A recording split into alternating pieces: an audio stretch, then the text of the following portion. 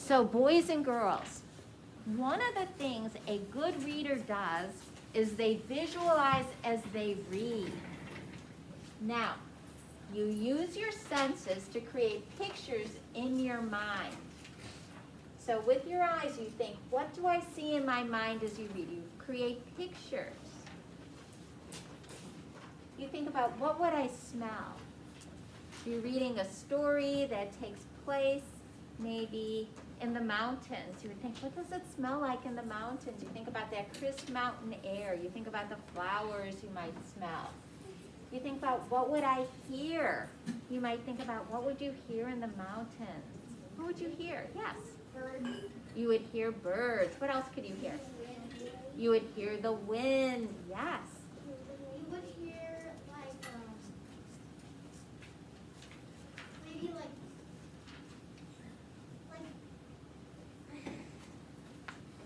footsteps, maybe like somebody's coming with you. Oh yes, maybe somebody coming with you. Juliana. Trees shaking. Trees. Rustling in the wind maybe, yes? Yes, Olive? Animals, you might hear all those things. You think about, what would I taste? Maybe cool spring water. You might taste, I don't know what else you would taste in the mountain. Who knows? I'd have to think about that. And what would I feel? You might feel snow, because it could be cold up there. Yes? Like if it's like a muddy trail, mine's a little bit muddy. You might feel mud. That's right. Jensen? So I have something for what would you taste? Well, on mountains there are plants with herbs, so Oh, maybe some you can herbs. taste herbs, poisonous berries, non-poisonous berries. Yeah, I hope not poisonous berries. Maybe some trail mix. Maybe that's what I would taste, right? So there's different things. So as you're reading, boys.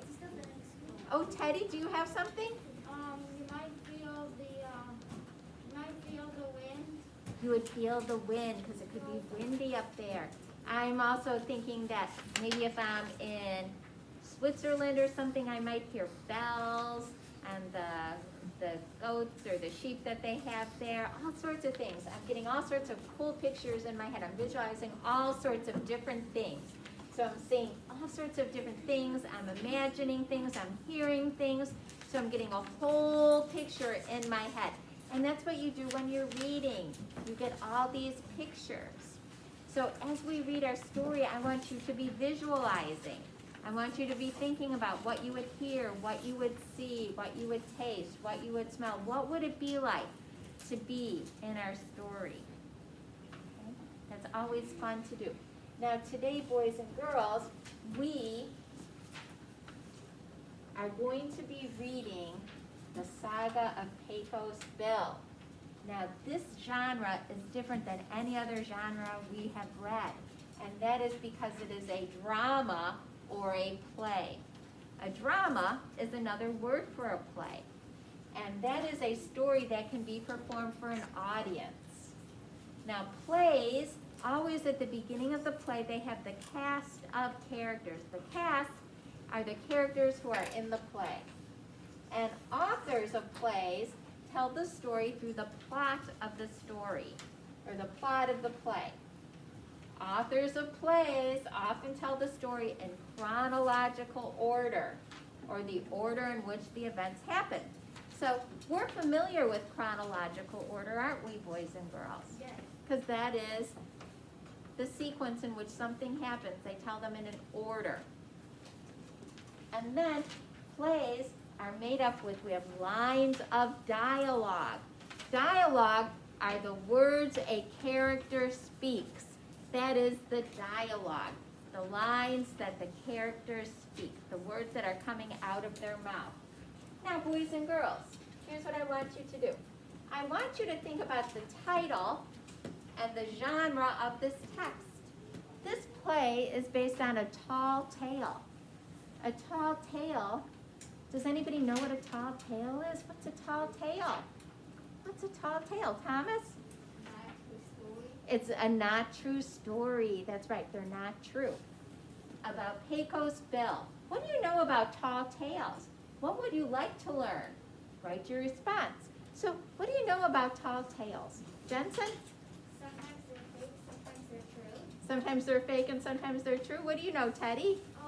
So a lot of the times there will be things that might not be able to happen in real life.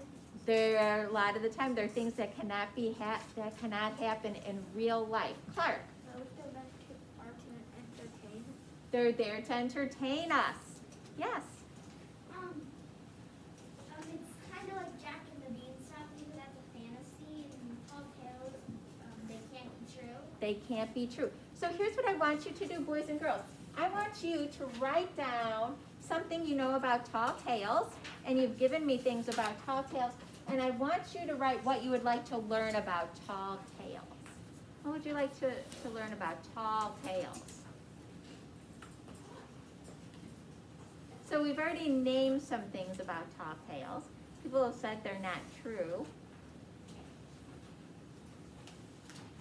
So write down something you'd like that you already know about tall tales. Write down something about tall tales and something you'd like to know.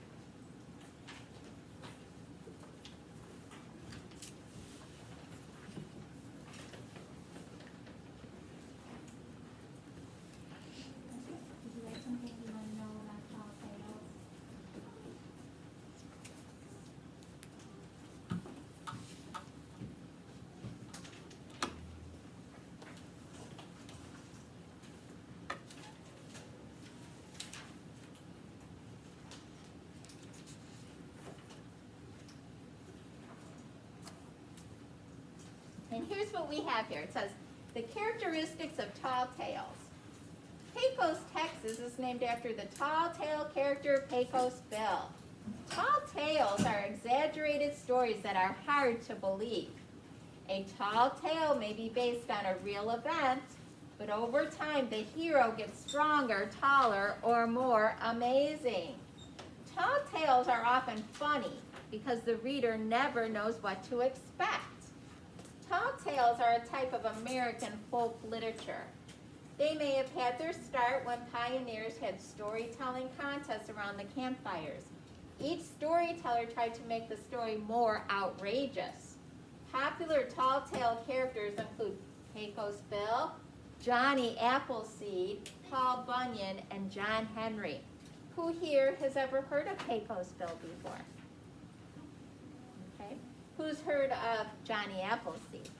Okay, everybody, all of us, we've all heard of Johnny Appleseed. Who's heard of Paul Bunyan? How about John Henry? Okay.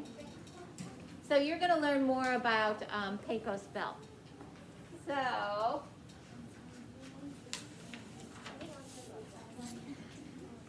here's the Saga of Pecos Bill.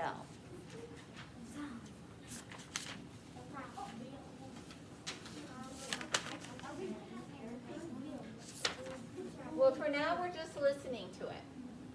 Are we ready?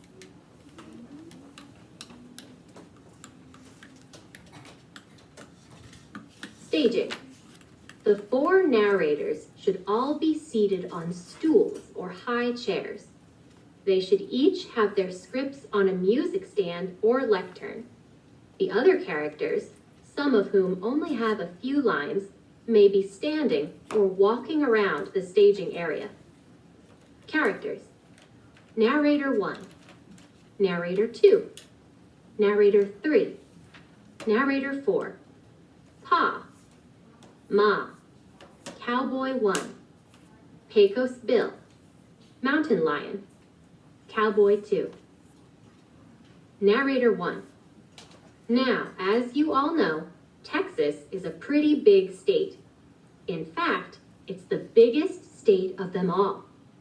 And 'cause it's such a big state, It has big heroes. And the biggest of all the heroes was Pecos Bill, the king of the cowboys. Narrator 2. You see, Pecos Bill wasn't originally from Texas. No, sir. He was from somewhere back east, from a family of 15 or 20 kids. In fact, there were so many kids in the family that the parents just didn't remember all the names of all the children. Narrator 3. Well, as I heard it, Bill wanted a teddy bear, just like any other kid. But because his family was so poor, they couldn't afford a teddy bear just for Bill. So he decided to go out and get his own. So one day, he crawled out of his crib and into the woods. There, he found a genuine grizzly bear, which he wrapped up in his arms and took on home. Seems like Bill was going to be a little different from everyone else. Genuine. If something is genuine, it is real and exactly what it seems to be.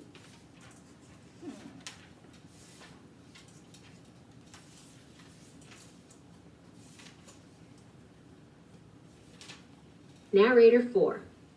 Our saga begins when one day Bill's parents heard about some new land in the West. They heard that there was plenty of land for families with 15 or 20 children. Pa. Hey, Ma, I hear that there's plenty of land in the West for families with lots of children. Ma. You mean families like ours, with so many children that we just can't remember their names? Pa. Yep. Ma.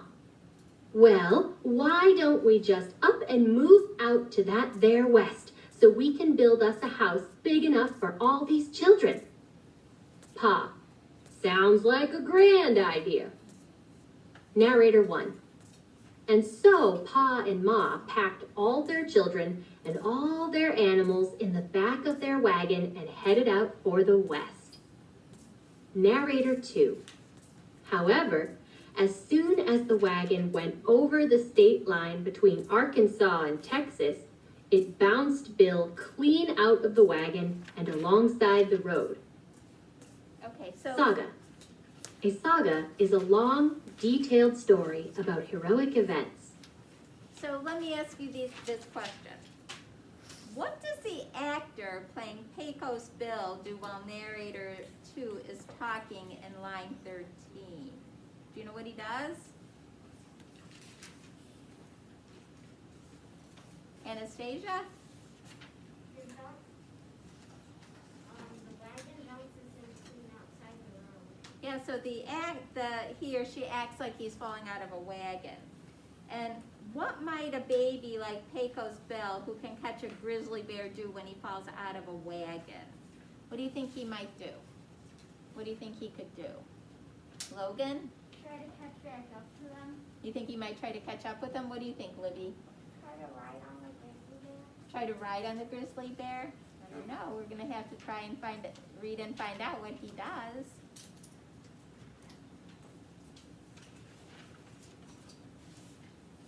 Narrator 3. Since there were so many children and animals in the wagon, nobody noticed that Bill wasn't in the wagon until about a week later. By then, it was too late to go look for him. But Bill's parents figured that any baby who could wrestle a grizzly bear was certainly tough enough to survive in the wilds of Texas. Narrator 4. As it happens, Bill got along fine. After falling out of the wagon, he crawled into a cave of coyotes and fell asleep. The mama coyote took a liking to Bill and began to raise him as her own. Bill soon learned all the ways of coyote life. He learned how to bay at the moon, how to hunt for rabbits, and how to wrestle with all the other coyotes in the den. Pretty soon, Bill was just a regular coyote. Narrator 1. One day, Bill was lapping up some water from the Pecos River along with the other coyotes. That's when a cowboy spotted him. Cowboy 1. What in tarnation? You're just lapping up water like you was a regular coyote. Pecos Bill. Well, that's what I am, a coyote. Anyways, ain't you never seen a real coyote afore? Cowboy 1. Course I have, but you're not like any coyote I've ever seen. You look more like a human than you do a coyote. Pecos Bill. But I am a coyote. I have fleas just like a coyote, don't I? Cowboy 1. That don't mean nothing. The thing that all coyotes got is a tail. Narrator 2. With that, Bill turned around and looked back. It was then, for the first time in his life, that he realized he didn't have a tail. Pecos Bill. I don't have a tail like my brothers and sisters. But if I'm not a coyote, then what am I? So in line 15, boys and girls, narrator 4 is describing how Bill finds a new home with the coyotes. So I kind of create pictures in my mind of the actors playing Bill and the coyotes. Did anybody else create pictures in their head of that? And so I see Bill dressed like a little boy, kneeling and howling at the moon. I can imagine the sounds of the howling. They're kind of going, ah-woo, ah-woo, like a coyote. I also picture, okay, you guys can stop. I also picture Bill running after a rabbit. I picture Bill running around on all fours like a coyote. So I have this whole picture in my head of what that whole scene is going to look like of Bill acting like a coyote. So let me ask you this. I hope other people pictured that as well, because I'm picturing this all in my head. Do the narrators speak with formal or informal language? What kind of language are they using? Are they speaking like formally or informally? What do you think? Jensen? Informally, because it's back in Texas and back when people didn't have TVs or even any electricity at all. They hunted for food. They relied on those sources that weren't So they're speaking informally. Well, people spoke formally back then, probably more formally than we speak, but they were speaking informally then. And how would you describe the way the narrators talk? How would you describe the way the narrators are talking? Clark? Are they talking formally? Informally or formally? Informally. They're talking like how, who talks like the way the narrators are talking, do you think? Like what? Ivy? Well, the narrators are talking like fine, but the cowboy one is they're talking like Western accent. Yeah, they're talking like Western, like a what? Are they talking like, yes? Like a cowboy. Yeah, they're talking like cowboys. They're talking like cowboys. So that makes it fun. Let's keep reading to find out. Cowboy 1. You're a human being. Narrator 3. Pecos Bill began to growl just like his coyote mother had taught him. But he knew deep down in his heart that he wasn't a real coyote. So he figured he might as well go along with the cowboy and begin acting like a real human acts. Narrator 4. Bill started walking alongside the cowboy. Suddenly, a huge mountain lion jumped down from a cliff and right onto Bill's back. Without a thought, Bill just up and wrestled that mountain lion to the ground. Mountain lion. I give up. I give up. Pecos Bill. Your hunting days are over. Seeing as how I need to be more like a human, I'll use you like a horse. Mountain lion. A horse? Pecos Bill. Yep, a horse. So let's be on our way. Narrator 1. Bill jumped on the back of the mountain lion, and he and the cowboy continued on their way. So how do Bill's actions surprise the cowboy? What does he do that's surprising to the cowboy? Kelsey? Wrestle the mountain lion.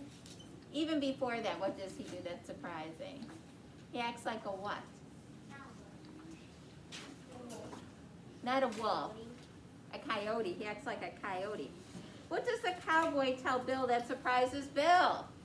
What's surprising? Elisa? He's a human being. That he's a human being.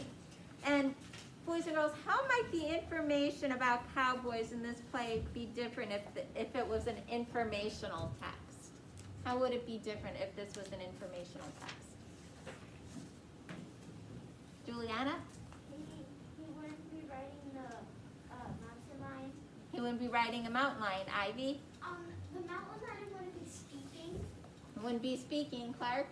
It would have been really hard to get along with the coyotes. Yes, and if it was informational text, it would be giving us what? Olive? It would be giving us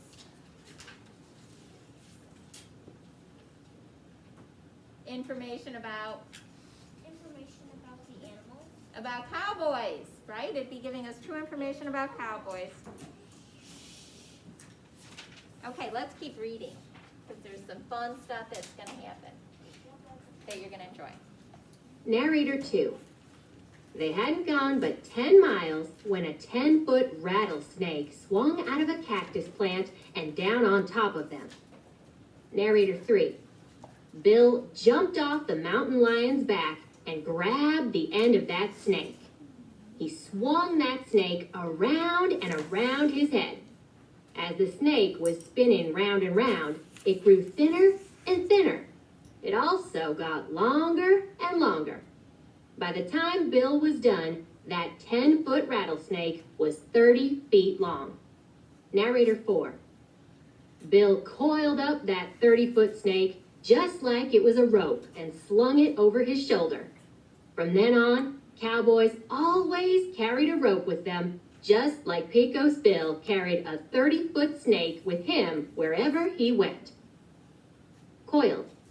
If you coiled something, you shaped it into loops or rings.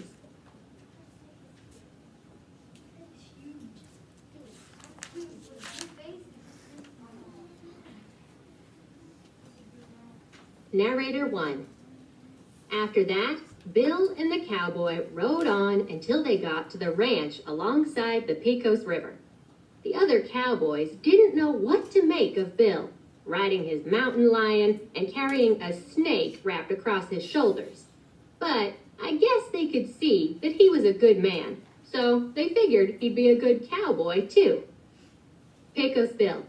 Howdy, folks. I'm new in these here parts. I just want to learn how to be a cowboy and help you fellas out.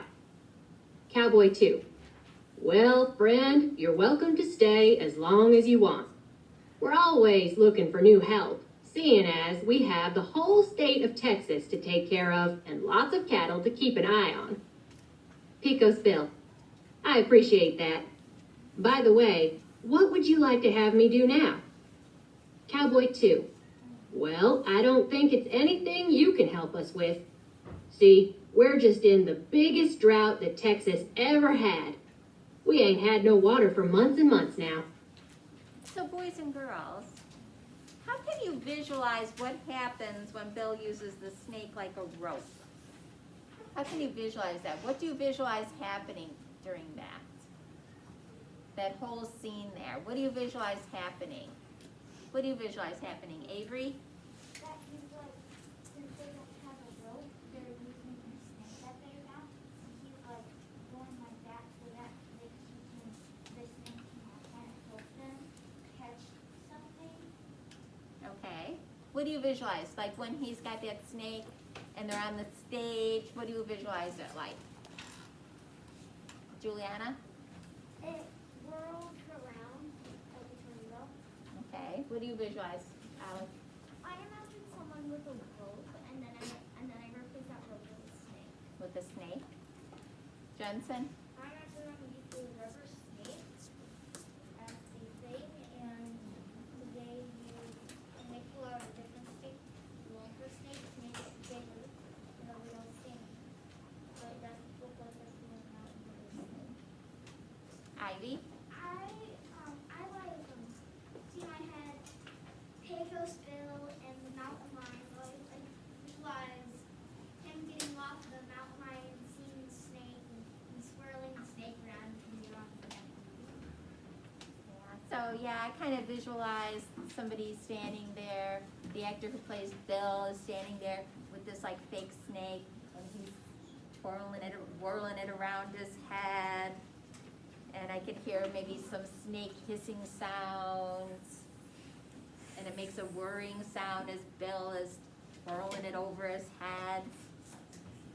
Maybe, oh, I bet Bill's probably yelling too. He's probably got a few yee-haws going on here. He's going, yee-haw, yee-haws, it's going, yee-haw. Now, what do the cowboys think of Bill? What do the cowboys think of Bill? Teddy? They think he's a little weird but a nice guy. They think he's a good guy. They don't know what to make of him, right? They think he's a little strange, but he's a good man. Okay, let's keep reading. Pecos Bill. Well, I reckon I can help with that. Narrator 2. And with that, Bill just swung his rattlesnake lasso round and round, and he roped up all the water from the Rio Grande River. After that, there was no more problem with any drought. Narrator 3. Seems like there was nothing that Bill couldn't do. Like that time when the biggest and meanest tornado that ever was came into Texas. Bill decided that the only way to tame that tornado was to ride it until it spun itself out. Narrator 4. So Bill just waited until that tornado came up and over the state line with Oklahoma. It slowed down a little as it crossed into Texas, and that's when Bill just up and jumped on that tornado's back. Narrator 1. Now, that tornado didn't like anybody riding its back. It turned itself from green to brown to black and began to leaping around like it was full of about 100 wildcats. That tornado whipped and whirled some more, just trying to throw Bill off its back. Pecos Bill. Yowee! Hold on tight. I aim to tame you, seeing as how I'm the toughest cowboy in these here parts. You ain't about to throw me. No, sir. Whirled. If something whirled, it spun and turned very quickly. Tame. If you tame a wild animal, you teach it to do what you want.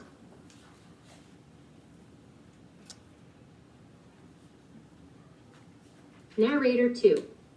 Well, that tornado started to do all kinds of mean things as it spun faster and faster. It humped its back, it threw itself all about, it jumped up and it jumped down, trying to toss Bill back onto the ground. It just got meaner and meaner every way it twisted and turned. Narrator 3. In fact, it got to be so mean and so ornery that it tied up rivers into knots and emptied lakes of all their water. Why, Bill and that twister went from one end of Texas to the other. The twister was twisting and Bill was hanging on for dear life. But try as it might, that twister could never throw Bill. No way! Bill just rode that tornado like it was the meanest bull at a rodeo. He jabbed it with his spurs and wrapped his arms tighter and tighter around that spinning tornado. Narrator 4. Finally, that tornado figured it wasn't going to get Bill off its back. So it headed itself out to California and just rained itself out. Seems it rained so much water that it washed out the Grand Canyon. Why, that mean old tornado was worn down to nothing. And by the time they both reached the Pacific Ocean, that tornado was nothing but a little bitty puff of wind. Could somebody tell me what type of animal does narrator 3 compare the tornado to? Clark?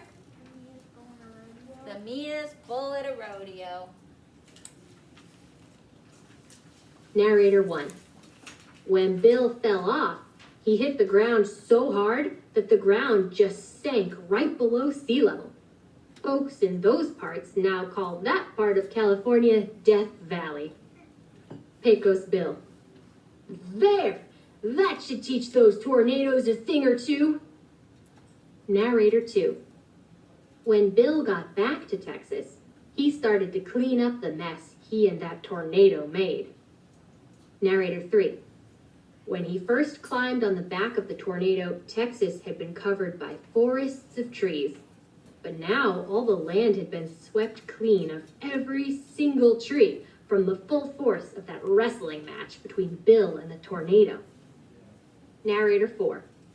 And if you go and visit Texas today, you will see lots of wide open spaces all over the state. Wide open spaces thanks to that wrestling match between the greatest cowboy who ever lived and one mean and wild tornado. Yep, Pecos Bill was the best cowboy there ever was. The meanest, the strongest, and the best there ever was. Wow, that was a good story, wasn't it, boys and girls? Yes. Okay, so you're going to read that tonight.